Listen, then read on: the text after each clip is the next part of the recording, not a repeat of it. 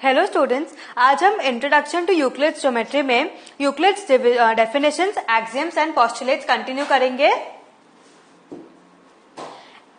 Example 1, if A B and C are 3 points on a line. ठीक है, एक line में A B and C 3 points हैं and B lies between A and सी।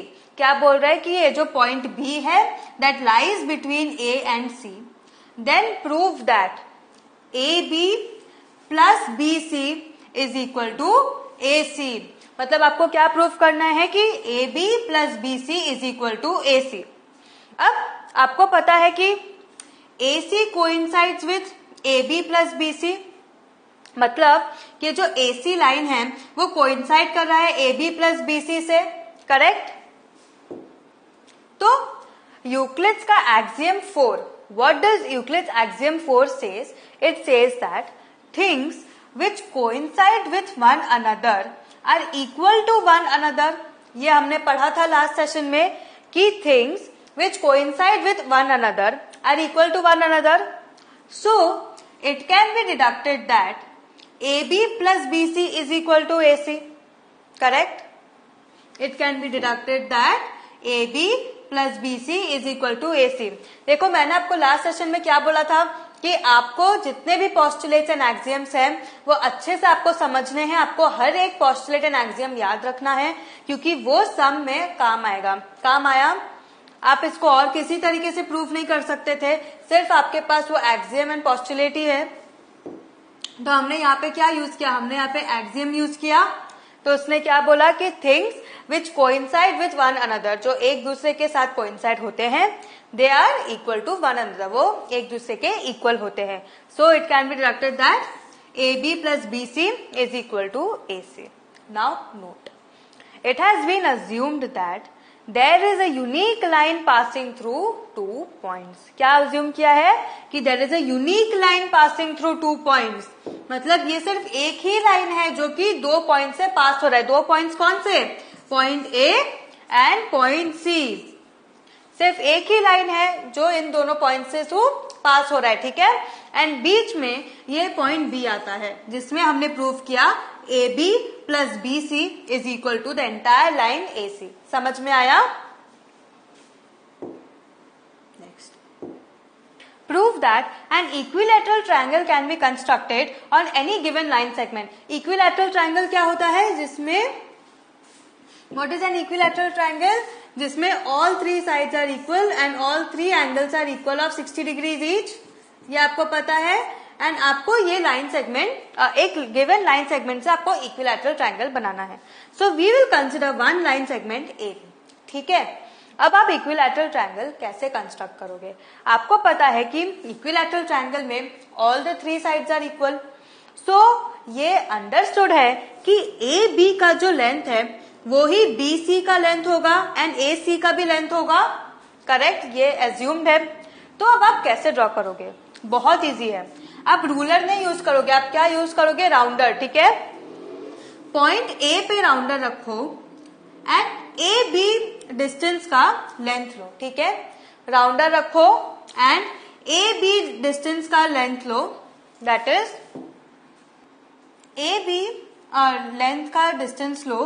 फिर उसके बाद यहां से एक आर्क ऐसे ड्रॉ करो, ठीक है। अब क्या करो, सेम राउंडर को पॉइंट बी पे रखो, ठीक है। तो जब आप पॉइंट बी पे रखोगे तो पॉइंट ए में आर्क बनेगा, पॉइंट ए में ऐसे आर्क बना दो, ठीक है। याद रखो कि जो दोनों आर्क जो आपने बनाया है वो ऊपर एक पॉइंट पे कोइंसाइड करना चाहिए, मतलब they should intersect each other. तो ये क्या हुआ, ये पॉइंट सी बना, ठीक है। अब इसका नेक्स्ट स्टेप आप क्या करोगे? नेक्स्ट स्टेप में अब आप इन दोनों, ये तो आपका कर्व्ड आर्क है, सो अब आप क्या करोगे, A C and C B को ज्वाइन करोगे, that is A C and B C को ज्वाइन करोगे। सो ये आपको मिल गया इक्विलैटरल ट्रायंगल। तो ये हो जाएगा ए बी,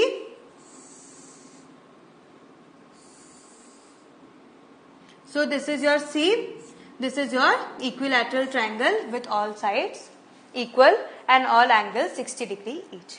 ठीक है, समझ में आया? पहले हम क्या करेंगे, पहले एक line segment A B draw करेंगे। Same line segment A B में ए पे राउंडर रखेंगे, पहले ए बी लेंथ लेंगे एंड बी पे एक बड़ा सा आर्क बनाएंगे। फिर उसी लाइन सेगमेंट में बी पे पहले राउंडर रखेंगे, फिर बी ए का लेंथ लेके ए में एक बड़ा सा आर्क बनाएंगे। तो दोनों आर्क जहां पे कोइंसाइड करेगा उसको पॉइंट सी ले लेंगे। फिर बहुत इजी है, सी ए एंड सी बी को ज्वाइन कर देंगे, आपको मिल गया इक्विलैटरल ट्रायंगल। समझ में आया? देख लो एक बार। Now A B is equal to A C and AB is equal to BC since they are the radii of the same circle. AB is equal to AC. AB is equal to AC and AB is equal to BC and AB is equal to BC since they are the radii of the same circle. मतलब क्या, जब आप एक point लेके आपने suppose ये आपका line segment है, ठीक है, ए बी। अब आप अगर यहाँ पे राउंडर रखते हो एंड ए बी डिस्टेंस से जब आप सर्कल बनाते हो तो एक आपको ऐसा लंबा सा सर्कल मिलेगा। तो ये क्या हुआ, ये एक लंबा सा आपको अच्छा सा सर्कल मिलेगा। तो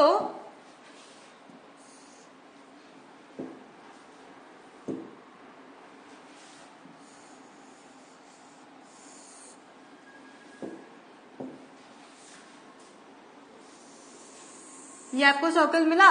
तो ए बी का जो रेडियस है वो यहाँ पे सेम, यहाँ पे होगा सेम डिस्टेंस यहाँ होगा, सेम डिस्टेंस यहाँ होगा। समझ में आया? तो इनका ये रेडिया, ये क्यों बोल रहा है कि A B is equal to A C and A B is equal to B C, because they are the radii of the same circle. समझ में आया? Now what does Euclid's axiom states? It states that things which are equal to the same thing are equal to one another। देखो मैंने बोला था कि जब हम प्रैक्टिकली सम्स करेंगे तो आपको समझ में आएगा, इसका यूज होगा, हो रहा है। Things which are equal to the same thing are equal to one another। You can conclude that AB is equal to BC is equal to AC। ये क्यों हुआ? क्योंकि देखो AB is equal to AC and AB is equal to BC, common क्या हुआ यहाँ पे, AB, तो उससे क्या पता चला, BC is equal to AC। समझ में आया? देयरफॉर भी क्या हमने कंक्लूड किया, AB is equal to BC is equal to AC। So triangle ABC is an equilateral triangle. समझ में आया? नेक्स्ट, नाउ इससे एक थ्योरम पता चलता है, two distinct lines cannot have more than one point in common. मैंने जो दो डिस्टिंक्ट लाइन्स हैं उनके पास एक कॉमन पॉइंट से ज्यादा नहीं हो सकता। Proof, Here we are given two lines L and M। ठीक है, हमें दिया है L and M। We need to prove that they have only one point in common। आपको प्रूव करना है कि उन दोनों L and M में खाली एक ही पॉइंट कॉमन है। Suppose two lines intersect in two distinct points से P and Q, मतलब बोल रहे जो दो लाइन्स जो हैं वो इंटरसेक्ट करते हैं टू डिस्टिंक्ट पॉइंट्स में से P and Q। ठीक है, सो You have two lines passing through two distant points P and Q। क्योंकि अगर जो दोनों लाइन्स है वो P and Q separate points में इंटरसेक्ट कर रहे हैं तो आपको तो दो लाइन्स मिल गया जो कि दो डिस्टिंक्ट पॉइंट से पास हो रहा है। But this assumption clashes with the axiom that only one line can pass through two distinct points। ये तो हमने अज्यूम किया हुआ है कि only one line can pass through two distinct points। तो जो assumption है, that the assumption that we started with that two lines can pass through two distinct points is wrong। Why it is wrong? Because it is contradicting the axiom। वो axiom का सीधा उल्टा चीज बोल रहा है, तो ये तो गलत है।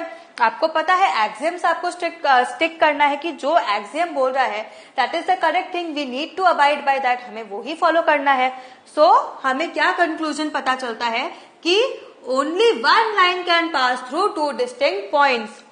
ये हमने पढ़ा था, हमने देखा था लास्ट सेशन में कि ये पॉइंट Q है, P है, ये पॉइंट Q है। ठीक है, अब यहाँ पे लाइन्स हैं 1 2 3, ठीक है, एंड ये 4।